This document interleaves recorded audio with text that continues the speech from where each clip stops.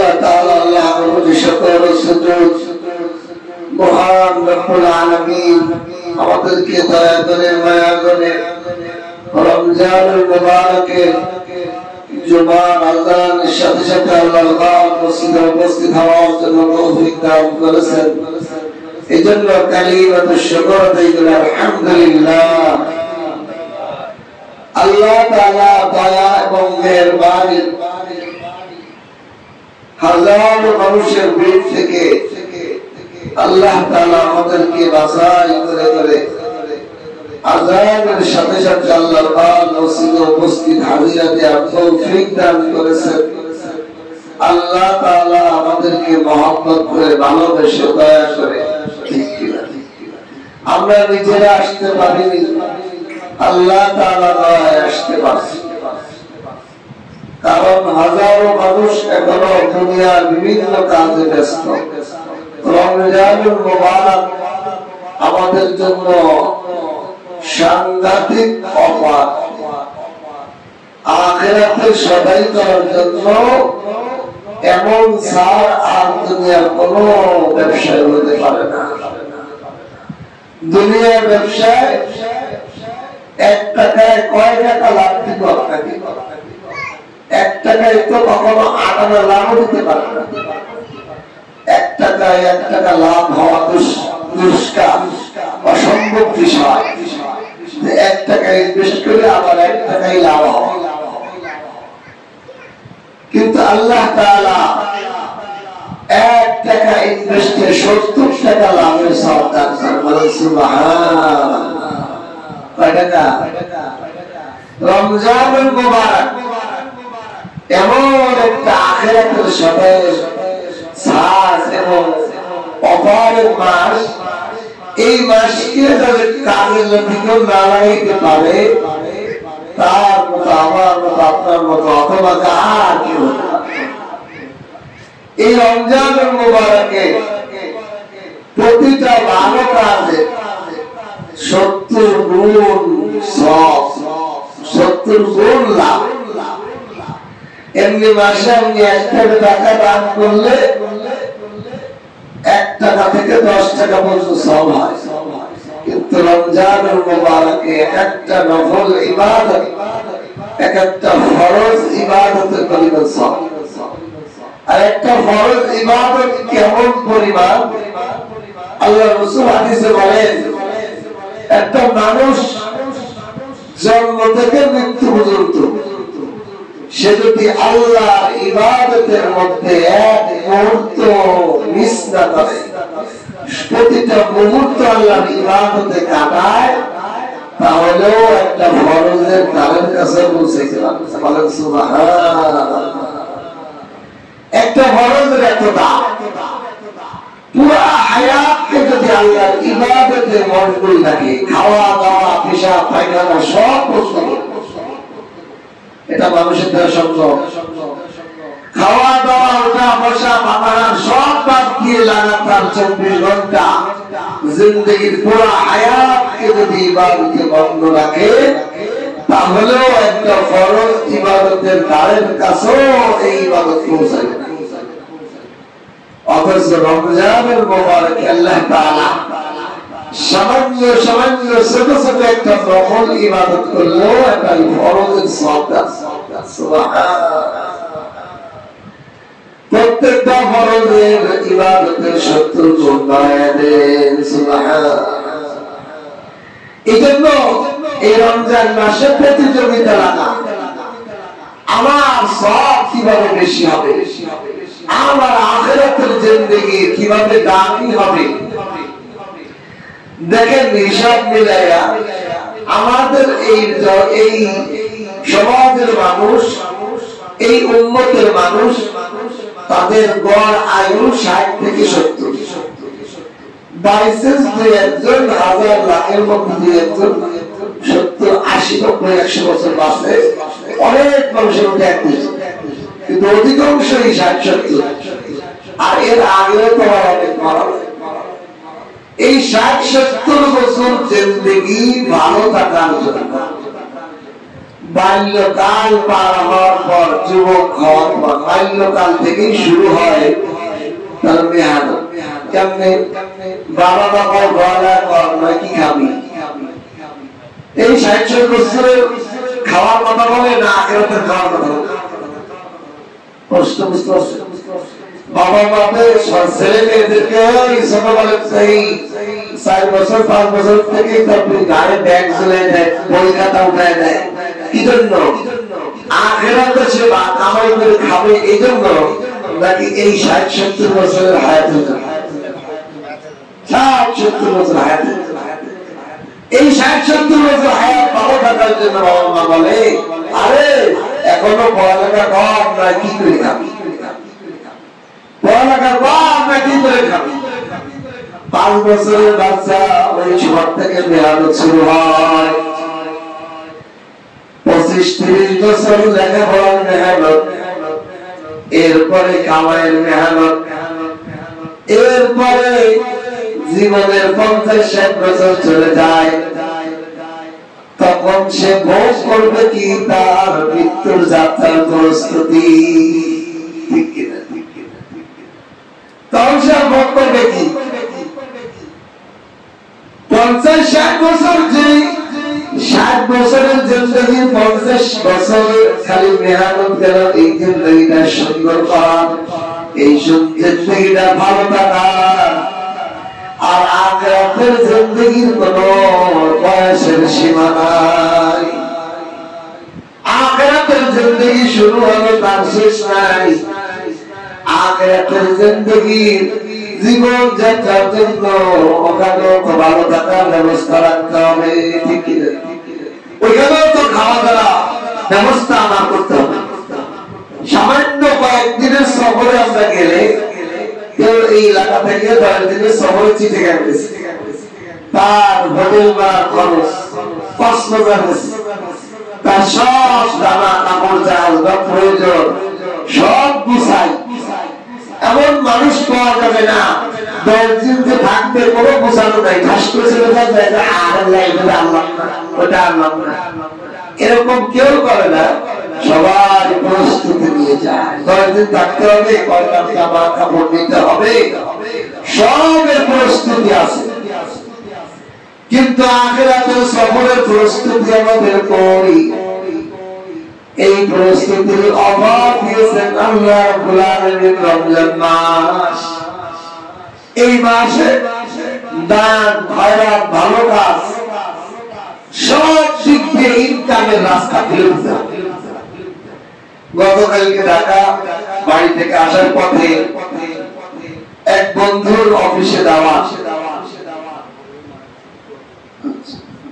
এক বন্ধুর অফিসে আমাকে ইফতারের দাওয়াত, এখানে অনেক মানুষ ইফতার করছে।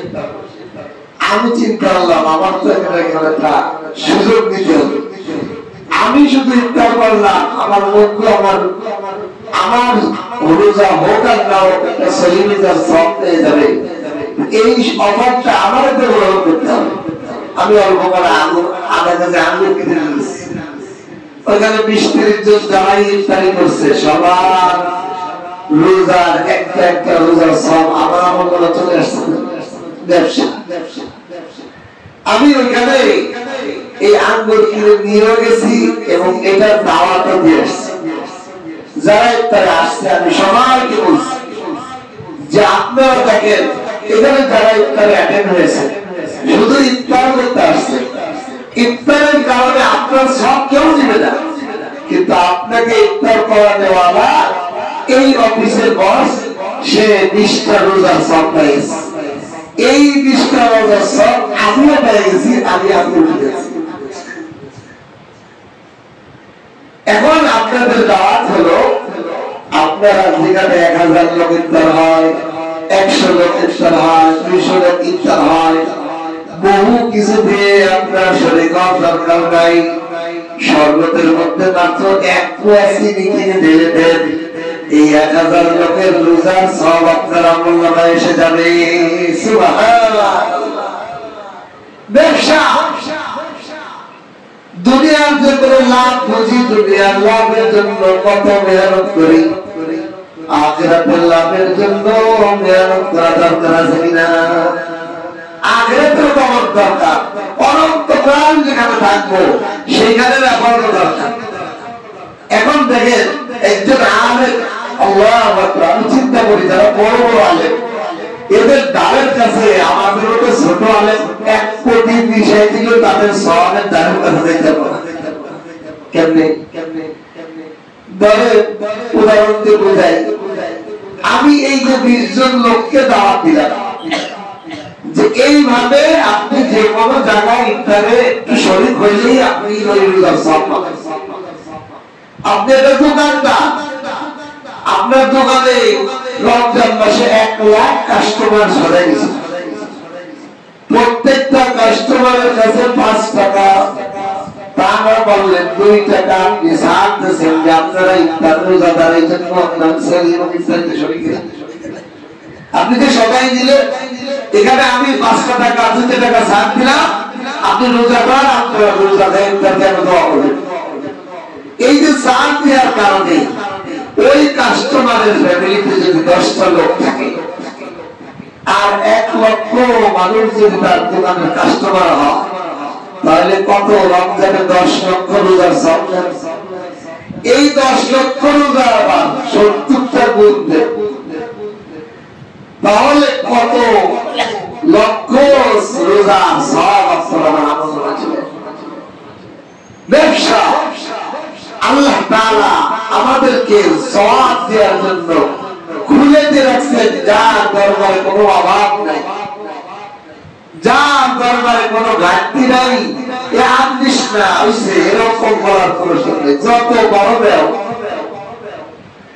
এই জন্য এই রমজানুল মুবারককে দামি বানাইতে হলে প্রতিটা চলাফেরায়, উদাহরণ দিচ্ছি বোঝার জন্য, আমি আসার সময় যতগুলো গাড়ি করছি, রিক্সায় উঠছি, প্রাইভেট কারে উঠছি, গাড়িওয়ালার যে ভাড়া 300 টাকা ভাড়া, আমি 400 টাকা দিয়ে বলছি এটা আপনার রিক্সাওয়ালা উঠছি, রিক্সার মধ্যে আপনার ভাড়া কত? 70 টাকা, 100 টাকা দিয়ে বলছি 30 টাকা আপনার জন্য উঠবেন। এখন উনি যে দাম করলো, ওনার রোজার একটা সওয়াব আমার আপনার আছে। তাহলে আপনার আমার রোজা শরীর হোক না হোক, যারা আমি ইফতারি করাইলাম তার রোজা শরীর হোক না হোক, আমার আপনার আমল নামায় একটা যতজন লোককে ইফতারি করাইব ততজন লোকের রোজার সওয়াব আমার আপনার। কিন্তু ওই লোকদের ইফতারি খাওয়ার কারণে তাদের সওয়াবের কোনো রাখতে, তারাও রোজাদার হিসেবে তাদের রোজার সওয়াব।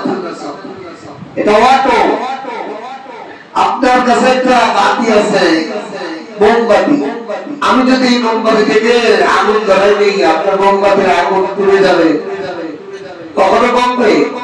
আল্লাহ তাআলার ঘাটি, আল্লাহ তাআলার সওয়াবের খাজানা এরকম। আর একজনের কারণে আমার দেখি হয়ে যায়, আর একজনের ঘাটতি। আল্লাহ তাআলা এই রমজানুল মুবারকে আমাদের জন্য ব্যবসা রাখছেন। এই জন্য এই রমজানের শেষ দশকে আমরা চলে এসেছি। আজকে 20 রমজান, আজকে যারা এই রমজানকে সর্বশ্রেষ্ঠ দামি বানাইতে চায়, তাদের জন্য আজ থেকে একটা অফার, সেটা হলো ইতিকাফ। ইতিকাফের মধ্যে ঢুকে যাওয়া মানে চোখ, কান, জবান, অঙ্গ প্রত্যঙ্গ সমস্ত বোঝা থেকে নিজেকে বাঁচিয়ে নেওয়া। আর ইতিকাফের শব্দের অর্থই হলো বিরত থাকা, স্থির হয়ে যাওয়া, সমস্ত গুনাহ থেকে নিজেকে স্থির করে রাখা, সমস্ত পাপ থেকে নিজেকে মুক্ত করে স্থির করে বিরত রাখা। সমস্ত গুনাহ থেকে সে বিরত থাকে। আর মসজিদের পরিবেশে থাকলে এটা সম্ভব, ঠিক কিনা? বাইরে বের হবে বিপজ্জনক নারী, বাইরে বের হবে গান বাজনার আওয়াজ, বাইরে বের হবে আরেকজনের সাথে কথা বলতে যে বিবাদ শিখায়, অনেক ধরনের মিথ্যা দুঃখ আসে যাবে, কিন্তু ইতিকাফের মাধ্যমে আল্লাহর ঘর মসজিদে শুধু ইবাদত, গুনাহ মুক্ত একটা হায়াত পায়। আল্লাহ পাক এই ইতিকাফের ব্যাপারে আল্লাহর জন্য কিছু সময়কে দায়ের করার জন্য স্বয়ং মুহাম্মদুর রাসূলুল্লাহ সাল্লাল্লাহু আলাইহি ওয়াসাল্লামকে বলতে আদেশ করেছেন। সূরা আলাম নাশরাহ লাক সাদরাক, এই সূরার শেষের দিকে আল্লাহ তাআলা বলেন ফাইযা ফারাগতা ফানসাব ওয়া ইলা রাব্বিকা ফারগাব। আল্লাহ পাক নবীকে আদেশ করে বলেন ফাইযা ফারাগতা ফানসাব, হে আমার হাবিব যখন আপনি অবসর পান, অবসর যখন আপনি বিরত পান, একটু ফারেক সময় পান, নির্জন সময় পান, ফাইদা ফারাগতা, আপনি যখন ফারেক হয়ে যান, আপনার ফলিত এখানে বুঝতে হবে আগে নবীর কাজ কি ছিল। নবীর কাজ কি যে নবী আল্লাহ বলতেছেন আপনি যখন ফারেক হন, তাহলে বুঝতে হবে ওখানে একটা কাজ আছে। একটা লোক কাজে থাকলেই তো বলো এ ভাই কাজ থেকে ফারেক হলে দেখা যাবে, ঠিক কিনা? আল্লাহ বলতেছেন নবী এ আমার হাবিব আপনি যখন ফারেক হন, তাহলে রাসূলের কাজ কি ছিল?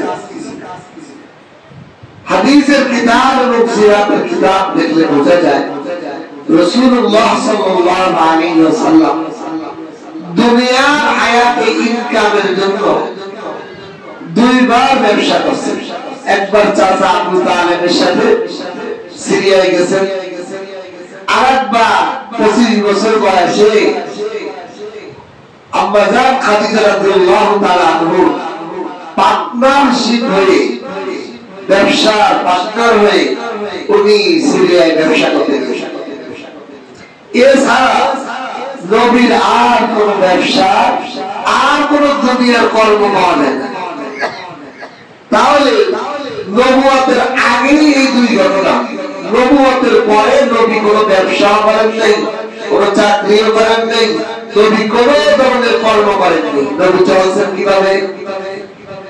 নবী চলছেন হাদিয়ার মাধ্যমে। উম্মতের হাদিয়া এটা সবচেয়ে বড় রিজিক, সবচেয়ে পবিত্র রিজিক। বলেন একজন মানুষ একজন মানুষের হাদিয়া দেয়, এটা কি পিঠায় হাদিয়া দেয়? বলেন পিঠে অন্তরে ভালোবাসা থাকে বলে দেয়, ঠিক কিনা? এই যে হাজারো মুসল্লি আছে, এই মুসল্লিদের মধ্যে কিছু মুসল্লি এমন আছে যারা 1 কেজি পেয়ারা খেয়েছে, বাসায় নিয়ে গেছে, বাচ্চা মেয়ে বাচ্চা নিয়ে খানা খাইতে বসে পেয়ারা খেতে, তখন কয় হুজুর আপনার চেহারা মনে করছে আপনি আমার পরিবারের সমস্যা। একটা পেয়ারা এনে গোপনে মসজিদে এসে রুমের মধ্যে হাতের মধ্যে দিয়ে বলে হুজুর আপনি খাই। আচ্ছা বলেন এই যে তার মহব্বত ভালোবাসা, এটা কি পার হয়ে তাদের কোনো কিছু রক্তের সম্পর্ক বা অন্য কোনো সম্পর্কের কারণে? এটা অন্তরের ভালোবাসা থেকে হয়।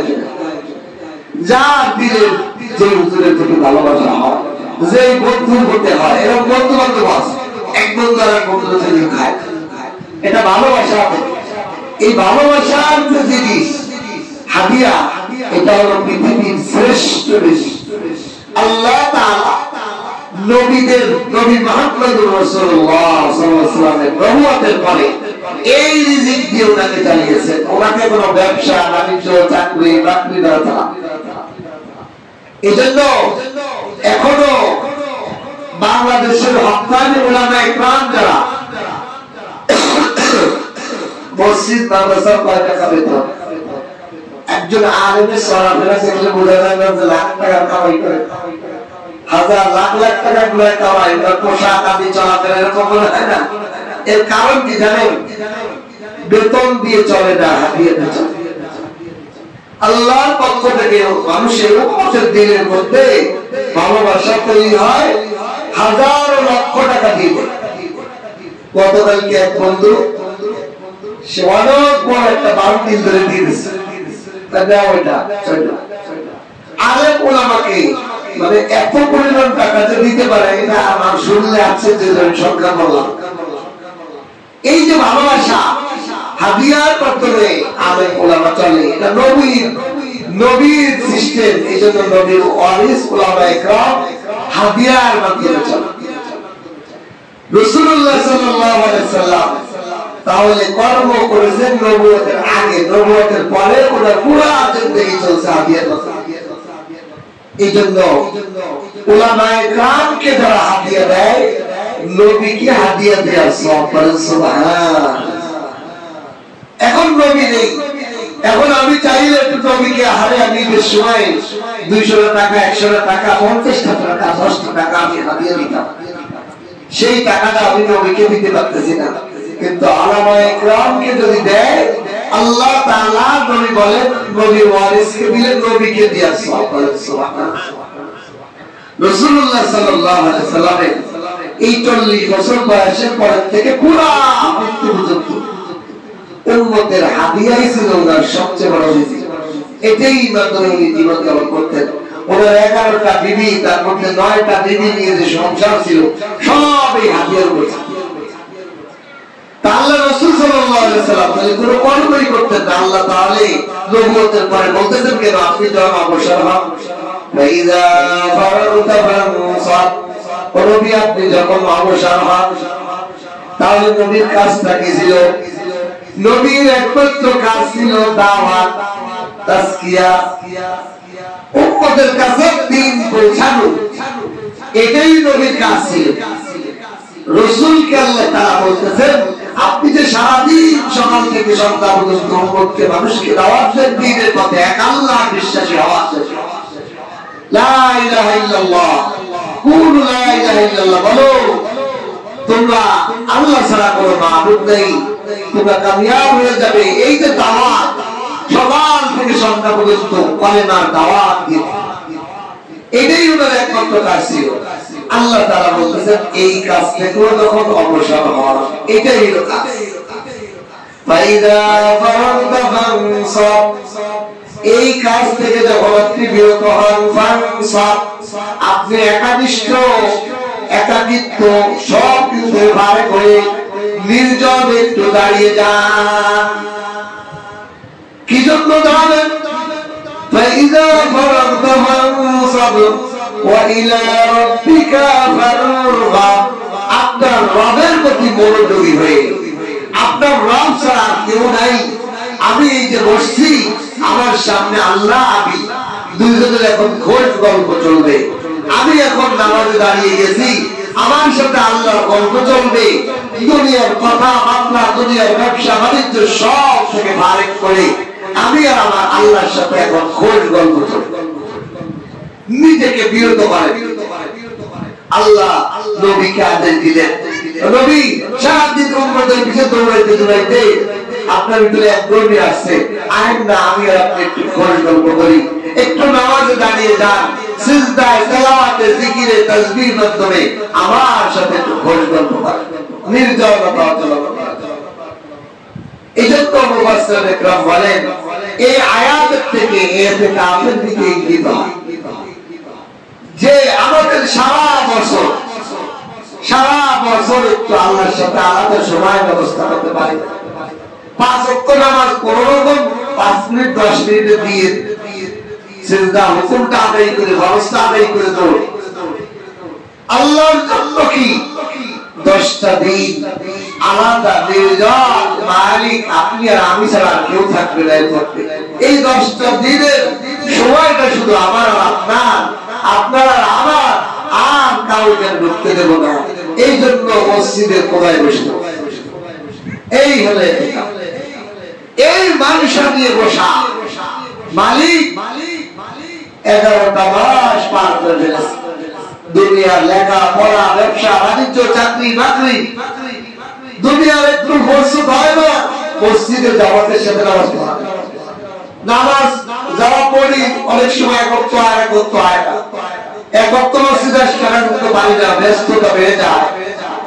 আল্লাহ আপনাদের সঠিকভাবে হাজিরা দিতে পারি না, আপনার সাথে আলাদা বেশি সময় একটু গল্প করবো এটা পারি না।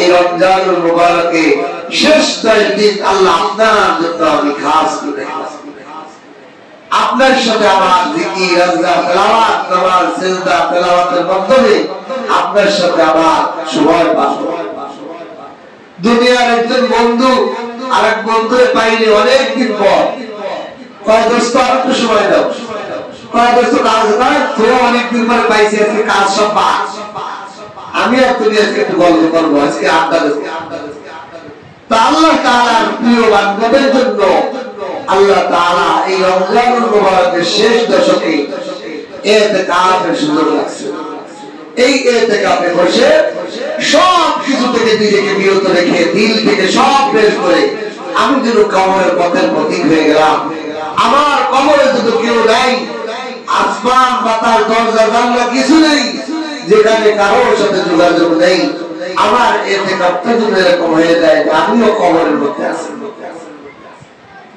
আল্লাহর অনেক বান্দা আছে কিছু মাসালা আছে জরুরি না নিজের উপর নিজে জরুরি করে নিতে হয় যারা ইতিকাফ করবে তারা নিজেকে নিজে বলবে যে আমি ইতিকাফে দুনিয়াবি কোনো কথা এই কেমন আছেন এই ভালো আছেন এই কোথায় যাও এগুলো কোনো ধরনের কথা 10 দিন আমি বলবো না আমার যা প্রয়োজন লিখে দেবো যেটা দরকার কাগজে লিখে দেবো আমি দুনিয়াবি কোনো কথা বলবো 10 দিন সমস্ত জবানকে দুনিয়াবি কথা থেকে মুক্ত রেখে সর্বক্ষণিক জিকির তেলাওয়াত সুবহানাল্লাহ আলহামদুলিল্লাহ করতে লাগলাম কাটায় দেখেন 10 দিন পর কি মজা লাগে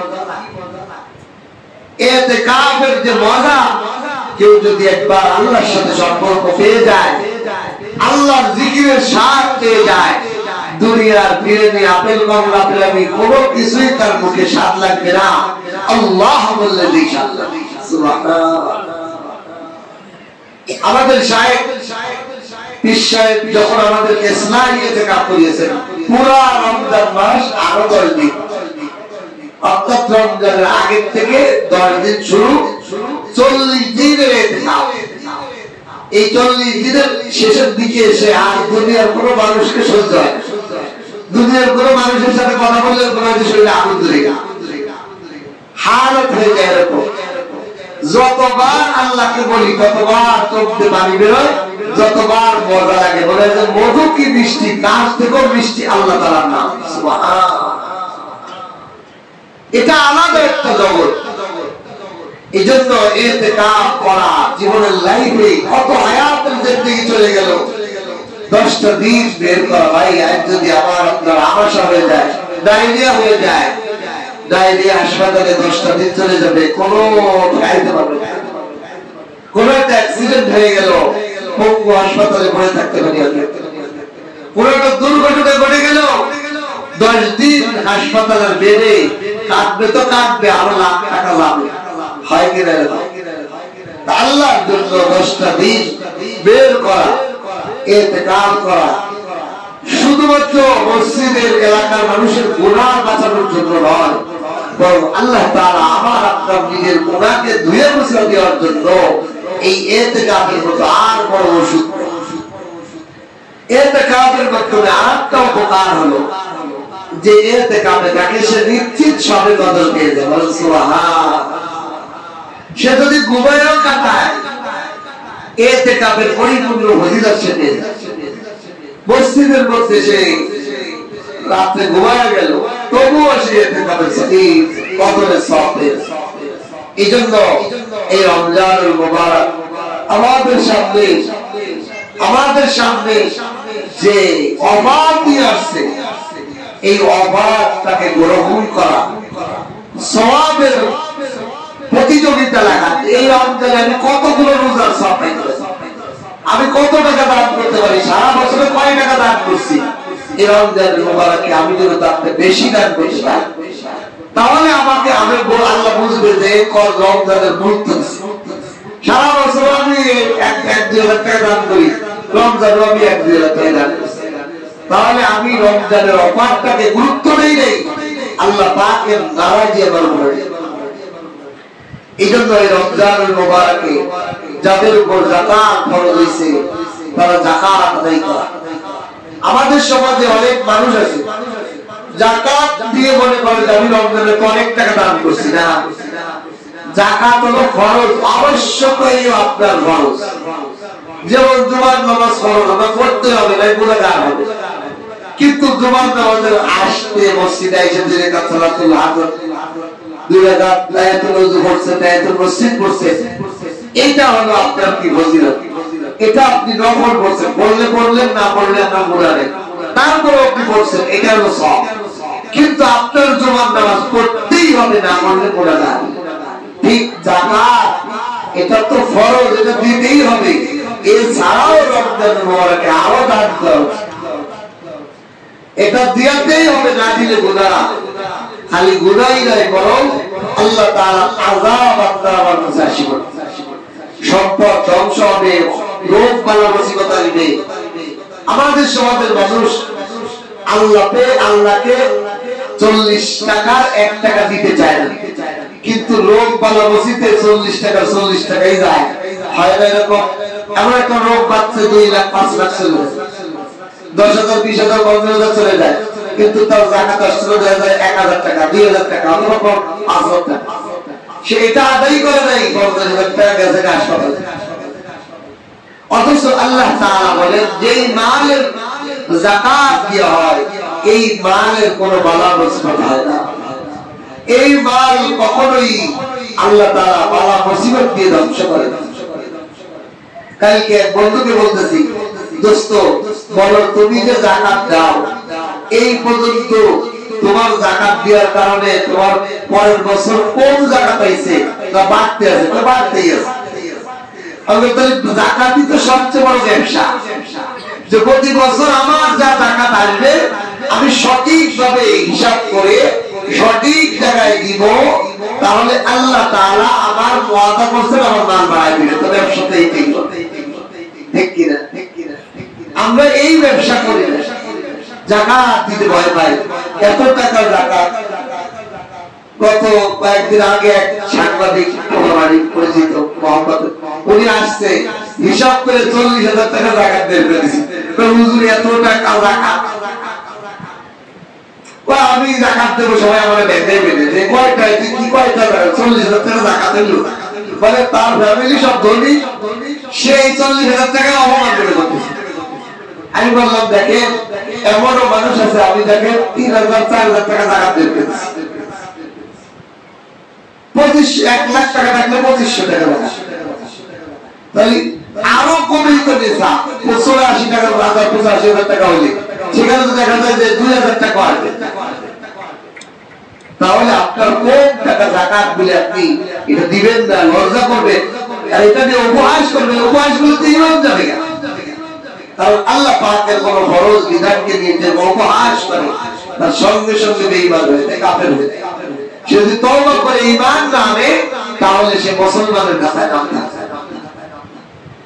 এইজন্য রমজানুল মুবারকে এই যাকাতকে সঠিক করে হিসাব করা।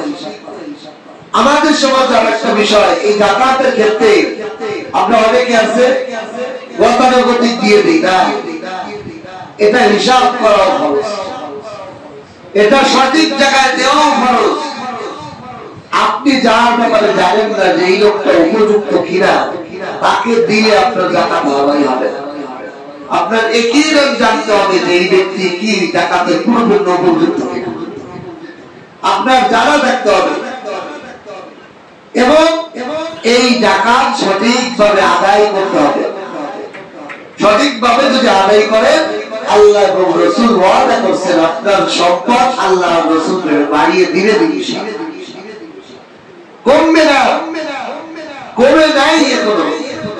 যে বলবে কমছে, তার সঠিক হিসাব হয় নাই, অথবা তার কোনো বড় বিষয়, তার তোমার সে উপযুক্ত জায়গা দিতে পারেনি। এমন ব্যক্তিকে দিয়েছে যে টাকা খাওয়ার উপযুক্ত না। এই বিষয়টা একটু বোঝেন মাসলা। আমাদের সমাজে ধরেন একজন ব্যক্তিকে আর একজন ব্যক্তি যাকাত দিচ্ছে, যাকে যাকাত দিচ্ছে তার কাছে নগদ এখন 1,000 টাকার মতো আছে, বেশি টাকা নেই। কিন্তু হতে পারে এই লোকটা যাকাত খাওয়ার উপযুক্ত না।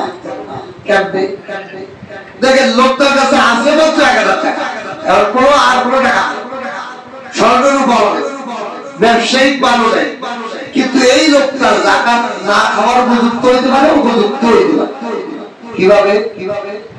ধরেন এই লোকটার কাছে 6 মাস আগে নেশাব পরিমাণ টাকা ছিল 84,000 টাকা ছিল, 6 মাসের মধ্যে খরচ হয়ে মাত্র 1,000 টাকা আছে, 8 টাকা। তাহলে এর নেশাব চালু হয়েছে না? এর নেশাবটা শেষ হয়নি। এর নেশাবটা মানে এই 84,000 টাকা ফিনিশড হয়ে গেলে সে নেশাব শেষ, নেশাব হয় নাই, তার টাকা খরচ। এই জন্য তার 1 বছর পর্যন্ত অপেক্ষা করতে হবে। 1 বছরের শেষে যদি আবার 84,000 টাকা না হয়, তারপরের বছর থেকে সে আবার জাকাত দিতে পারবে। কথা বুঝতে পারছি? সে আবার জাকাত দিতে পারবে। কিন্তু এই লোকটা সেও তো মনে করতেছে আমার কাছে মার্কেটে আমার বাচ্চাদের জামা কাপড় কেনার টাকা নাই, আমার সেমাই কেনার টাকা নাই, পোলাও কেনার টাকা নাই, আছে মাত্র 1,000 টাকা 2,000 টাকা, আমি জাকাত দিতে পারবো না। না ভাই, আপনি পারবেন। শরীয়তের রুলস এটা। আপনার নেশাব 6 মাস আগে বা 8 মাস আগে বা 10 মাস আগে এই নেশাবটা ছিল, একেবারে খালি হয়ে যায়নি, পুরো দেউলিয়া হয়ে আপনি যেতে হবে, তাহলে আবার আপনি জাকাত দিতে পারবেন। আর ধরেন কারো কাছে এখনই 50,000 টাকা আছে, 60,000 টাকা আছে, নেশাবের একটু কম আছে, 70,000 টাকা আছে, কিন্তু এখনো পর্যন্ত তার লাইফে এই নেশাব পরিমাণ টাকাটা ওঠে হতে পারে না। এরকম এই লোকটা এখনো জাকাত দিতে বলতে পারছেন? এটা হলো শরীয়তের রুলস। কারণ তার এখনো নেশাবের গণ্ডির মধ্যে সে ঢুকতে পারে না। এটা হলে 50,000 60,000 টাকা থাকে, সে আরাম সিট করতেছে, কিন্তু তার সে আমার জাকাত দিতে পারে। তার লাইফে এখনো পর্যন্ত 84,000 টাকার মতো সম্পদ একত্রিত হয়নি। কিন্তু যেই লোকটার কাছে 1,000 টাকা আছে, 2 মাস আগে বা 6 মাস আগে 1 লাখ টাকাও ছিল, তাহলে এই লোকটা জাকাত দিতে পারবে না। একে জাকাত দিলে আমার আপনার জাকাত আদায় হবে। এই জন্য আমি আমার গবেষণায় দেখেছি 2টা জায়গা নিরাপদ। আপনাদেরকে বারবার বলছি যে আপনি আপনার জাকাত দেন। 1 নম্বর তো আপনি দেন আপনার জাকাত, আর না হলে আপনি একজন আলেম, একজন মুফতি সাহেব, যাকে আপনি নির্ভরযোগ্য মনে করেন যে এই হুজুর আমি ভালোবাসি, হুজুরের কাছে দিলে সঠিকভাবে আদায় করে দিতে পারবে, আপনি তাকে দেন। আর আপনি যদি নিজে আদায় করেন, 2 জায়গার মধ্যে আপনি আদায় করেন। একটা হলো আপনার সবচেয়ে কাছের হলো আপনার ভাই বোন, এদেরকে আপনি জাকাত দিতে পারবেন। এরা যদি এরকম উপযুক্ত হয়, নেশাব জারি না থাকে, যারা আপনি জানেন কখনোই তার কাছে 40,000 1 লাখ টাকা 80,000 84,000 টাকা জীবনে হয়নি, আমার বোনের কাছে, আমার এই ভাইয়ের কাছে হয় নাই, আপনি তারে দিয়ে। 2 নম্বর, এরপরে আপনার চাচা ফুফু মামা খালা, এভাবে আপনি আপনার শ্বশুর শাশুড়ি দিতে পারবেন, আপনার জামাইকে দিতে পারবেন, আপনার মেয়েকে দিতে পারবেন না, আপনার ছেলেকে দিতে পারবেন, কিন্তু আপনার জামাইকে জাকাত দিতে পারবেন। জামাই যদি অসহায় দরিদ্র হয়, এই যে অপশন গুলো কাছের যে লোকগুলা, এদের যাদের ব্যাপারে আপনি একিরাত জানেন যে এদের কাছে নেশাব পরিমাণ সম্পদ হয় নাই বা হলো একেবারে দেউলিয়া, একেবারে ঋণগ্রস্ত, বছর পার হয়ে গেছে, এদের কাছে কোনো টাকা পয়সা নেই, তাহলে আপনি এদেরকে দিচ্ছেন দেন। আর 2 নম্বর হলো মাদ্রাসা, লীলাবড়ি, যেখানে এতিম মিসকিন ছাত্র, গরিব অসহায় ছাত্ররা পড়ালেখা করে, ওইখানে লীলাবড়িকে যে এতিম বাচ্চারা আছে ওখানে নিশ্চিতভাবে দিতে পারেন, ওইখানে আদায় হবে। এই 2 জায়গা ছাড়া যারে তারে দিলে আদায় হবে না। যাকে তাকে জাকাত দিয়েন না, কেমনি দান করেন, ফকির মিসকিন বাড়িতে আসে, তাদেরকে আপনি দেন, এদেরকে আপনি এমনি দান করেন, কিন্তু দিয়েন না। এমন ফকির আছে তার 1 লাখ টাকা ব্যাংক অ্যাকাউন্ট আছে, তার সমিতি আছে 1 লাখ টাকা, আপনার জাকাত আদায় হবে, আপনার ব্যবসা আদায় হবে। আর একটা বিষয় হলো ফেতরা। ফেতরার ক্ষেত্রে 2.5 কেজি আটার দাম, 2 কেজি আটার দাম 1 কেজি 800 গ্রাম, 886 গ্রাম। এই পরিমাণ আটার দাম প্রায় 100 টাকা ধরলে মোটামুটি 60 টাকা করে যদি আপনি ধরেন আটার দাম, তাহলে 100 টাকা আদায় করলে হয়ে যাবে। এরপরে আপনি যদি আরো বেশি করে দেন অসুবিধা নেই, আপনি 200 টাকা করে বেতন আদায় করেন, 300 টাকা করে দেন, এর উপরে আপনারা এরকম দাপে দাপে আরো বেশি দিতে পারবেন, কোনো অসুবিধা নেই। 110 বলেন, 20 বলেন, আটার দাম মূল হলো আটার দাম হিসেবে। আমাদের কোন যে এলাকায় আপনি বসবাস করেন ওই এলাকার মার্কেটে যে আটার দাম সর্বনিম্ন তো আটাই, কিসমিস আছে, আপনার গম আছে, আরো বিভিন্ন প্রকার আছে, জব আছে, খেজুর আছে, 2.5 কেজি খেজুরের দামও দিতে পারেন, 2.5 কেজি কিসমিসের দামও দিতে পারেন। আর সর্বনিম্ন যেহেতু আটাই হলো এগুলোর মধ্যে সস্তা, আপনি 2.5 কেজি আটার দাম যা আসে সেটাই দেন। আবার একটু যদি 10 টাকা 20 টাকা বেশি দেন তাও সব হবে। এই ফেতরাগুলো এই দুই জায়গার মধ্যে আদায় করার চেষ্টা করা, যাকে তাকে না দেওয়া। যাকে তাকে দিতে গেলে আপনার আমার ফেতরা যাকাত সঠিকভাবে আদায় হবে। এজন্য এই রমজানুল মুবারকে আমরা এই আরেকটা বিষয় হলো ফেতরাটা করা রমজানে কোনো কিনা ওয়াজিব না। এই ফেতরাটা হলো ঈদের দিন সুবের সাথে সূর্য যখন সেহরির সময় হয় তখন থেকে ফজরের ওয়াক্ত যে শুরু হয় আযান দেয় তখন থেকে ঈদের দিন মাগরিবের আযান পর্যন্ত এই টাইমের মধ্যে কোনো বাচ্চা যদি জন্ম হয় তারও বেতন দেওয়া।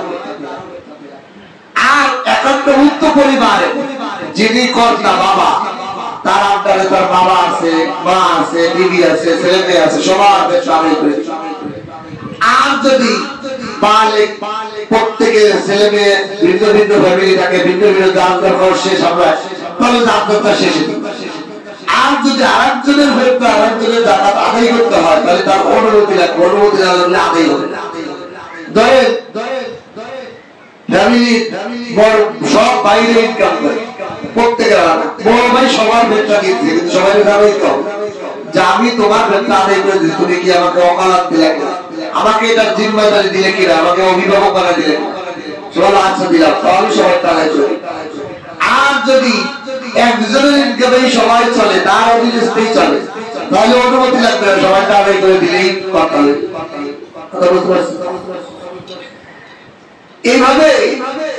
আর যদি কেউ মারা যায়, জন্ম হলো এটা সুবে ঈদের দিন সুবে সাদেক থেকে মাগরিব আযান পর্যন্ত শুধু এই দিনের মধ্যে যার জন্ম হবে তার উপরেও বেতন দিতে হবে, তারও বেতন দিতে হবে, তার বাবা, তার গার্জিয়ান। আর যদি আবার এই সুবে সাদেক থেকে এই যুগের মধ্যে কেউ মারা যায়, এর মধ্যে মারা গেছে, তাহলে তারটাও দেওয়া। কিন্তু সুবে সাদেকের আগে যদি কেউ মারা যায়, রমজানের 29 রমজান ঈদের দিন, ঈদের যে রাতটা ওই রাতে সুবে সাদেক হয়নি, 12টার সময় 1টার সময় মারা গেছে, তাহলে এর আর বেতন দেওয়া লাগবে। বুঝতে পারছেন? এই লোকটা সেই নারী হোক পুরুষ হোক, এই লোকটা জাকাত বেতন দিয়ে রাখে। এভাবে আমরা বেতন আদায় করবো। বাকি বেতন ঈদের দিন ঈদে যাওয়ার আগে দেওয়াই হলো সুন্নাত। বাকি আপনি যদি রমজান মাসে আদায় করেন এক একটা ইবাদতের 70 গুণ সওয়াব, এজন্য আপনি রমজান মাসে দিয়ে দিতে পারেন। যাদের পরিবারের মধ্যে অনেক বয়স্ক মা বোন আছে, বৃদ্ধ, অসুস্থ, এদের রমজানের ফিদিয়া দিতে হয়, কাফারা দিতে হয় রোজা। এই ফিদিয়া কত? এই ফিদিয়া হলো এক একটা রোজা, এক একটা রোজার এক একটা ফেতরা, এক একটা রোজা এক একটা ফেতরা। অর্থাৎ যদি 30টা রোজা হয়, আপনার মা, আপনার বাবা বৃদ্ধ, অসুস্থ, রোজা রাখার আর সক্ষমতা নাই, তাহলে 3000 টাকা আপনি টাকা এবং ফেতরার উপযুক্ত যে লোকগুলো আছে তাদেরকে এর ফিদিয়া দিয়ে দিবেন, তাহলে তাদের এই রোজা কাফারা পূর্ণ হবে। আর যাদের কাফারা রোজা রাখতে পারে না, অসুস্থ, এরা যদি পরবর্তীতে সুস্থ হয় কাফারা দিয়েও এই রোজাগুলো আবার আদায় করে দিতে হবে। আর যদি সুস্থ না হয় এই টাকাই কাফারা যথেষ্ট হবে। কথা বুঝতে পারছেন? যদি পরবর্তীতে রোগী এখন রমজানের রোজা রাখতে পারে নাই, অসুস্থ, কিন্তু রমজানের পরে আবার সুস্থ হয়েছে, তাহলে এই 30টা রোজা আস্তে আস্তে করে আদায় করে দিতে হবে। আর যার সুস্থতা হওয়ার সম্ভাবনাই নাই, এমন অসুস্থ রোগী গেলেও এই ফিদিয়া দেবে। এই সমস্ত বিষয়গুলো আমরা খেয়াল রাখবো। এতে কাজ করার জন্য আলহামদুলিল্লাহ গত সপ্তাহে একজন যুবক তৈরি, সেই সপ্তাহে আমরা কেউ ইনশাআল্লাহ আপনারা রাজি আছি যে ইনশাআল্লাহ সেই দিকে এতে কাজ করবো। মসজিদের মধ্যে আল্লাহর সাথে সম্পর্ক করার জন্য বছরে 11টা মাস আমি দুনিয়ার কাজে ব্যস্ত, 10টা দিন আল্লাহর সাথে সম্পর্ক করার জন্য মসজিদে বসে থাকবো। আর কেউ আছে ইনশাআল্লাহ যে মসজিদে এতে কাজ করবো? আল্লাহ তাআলার দেয়া হায়াত, আল্লাহ তাআলা দেয়া সময় থেকে আমি কিছু সময় এখানে বের করব। যারা যুবক আছি, এখন পরীক্ষা নাই, কলেজ নাই, স্কুল নাই, যদি সময় দিতে রাখবো তো যে আমরা একটু বসে দিতে পারি, তৈরি হলে হাত উঁচু করে ইনশাআল্লাহ আমরা সবাই দোয়া করব। আমরা সমস্ত মুসল্লি তাদের জন্য দোয়া করব, কারণ আমাদের সবার গুনাহ মাফের কারণে তো তারা হবে, ঠিক কি না? এই জন্য সবাই তাদের জন্য দোয়া করা দরকার না? যারা ইতিকাফে বসবে তারা আমাদেরকে জাহান্নামের আগুন থেকে বাঁচাবে। এই জন্য আমরা আছি ইনশাআল্লাহ, হাতুল্লি রাজি থাকলে ইনশাআল্লাহ যে ইতিকাফ করব, আল্লাহর সাথে সম্পর্ক করব। দুনিয়ার কত কিছু তো অর্জন করার জন্য মেহনত করি, যে দুনিয়ার একজন প্রেমিক তার প্রেমিককে পাওয়ার জন্য কত মেহনত করে, তা আল্লাহ তাআলাকে পাওয়ার জন্য, আল্লাহকে অর্জন করার জন্য যে আমি ইতিকাফ করব, আল্লাহকে অর্জন করার জন্য রাজি আছি কি আমরা তাই ইনশাআল্লাহ। আরো কিছু ভাই তৈরি হয়ে যায় ইনশাআল্লাহ। এত বড় একটা মসজিদ, এত বড় এলাকা, কমপক্ষে 10-20 জন যুবক পাওয়া যাওয়া উচিত যে আমরা ইতিকাফে বসে থাকি। মুরব্বী যারা আছি, যাদের বাসায় থাকি, কাজ নেই, ছেলের বাসায় থাকি, মেয়ের বাসায় থাকি, আমরা দাঁড়িয়ে দিতে পারি যে আমি 10টা দিন মসজিদে কাটাবো। ভাই কবরে চলে গেলে তো কবরে কত বছর কাটাবো তা ঠিক কিনা? এই জন্য 10টা দিন আল্লাহর ঘরে মসজিদে কাটাইলে ক্ষতি হবে না, লাভ আর লাভ হবে। এই জন্য আরো কিছু ভাই তৈরি হবে ইনশাআল্লাহ। আল্লাহ তাআলা আমাদের সকলকে তৌফিক দান করুন। ইনশাআল্লাহ আমরা যাকাত আদায় করব। আপনাদের আগেও দাওয়াত দিছি, আমার মাদ্রাসা আছে, লীলাবতী আছে, আপনারাও ইনশাআল্লাহ ওখানেও যাকাত ফিতরা শরীক হবে। আল্লাহ তাআলা আমাদের সকলকে এই রমজানুল মুবারকে দামি মাসে ইবাদত বন্দেগীর মাধ্যমে দাবি করার তৌফিক দান করবেন, আমিন। ওয়া আখিরু আলহামদুলিল্লাহি রাব্বিল আলামিন।